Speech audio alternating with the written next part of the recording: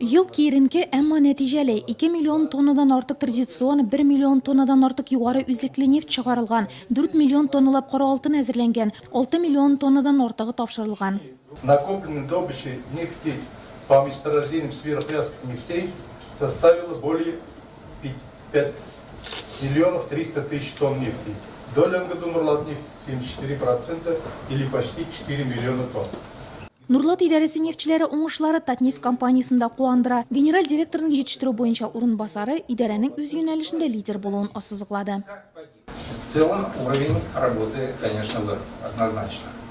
Поэтому это нас очень радует, и причем растет уровень работы по сокращению издержек, значит, по цифровизации, там вот новые, значит, направления работы. И здесь вот Нурлатнефть не отстает, и значит, мы видим, что такой тренд очень положительный.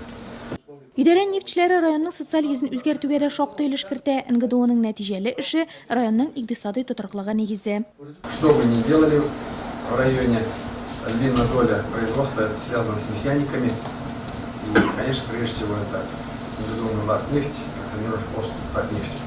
Конференцияда 2018 жылда коллектив келішуін үтеу турында да сөз барды. Шораның көңілі үліші бүлеклеу тантанасы. Татарстанда 3 миллиард тонна нефт шығаруға бағышланған медаліне ие болушылар арасында Рауль Саттаров та бар. Ол 34 ел идарәдә электр һәм газ белән эритеп ябыштырушы булып эшли. Конечно, приятно слушать.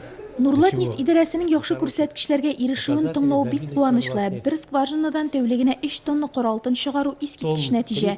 Мин генә түгел, бөтен район өчен шатлык. Туган предприятием белән горурланам. Это радует.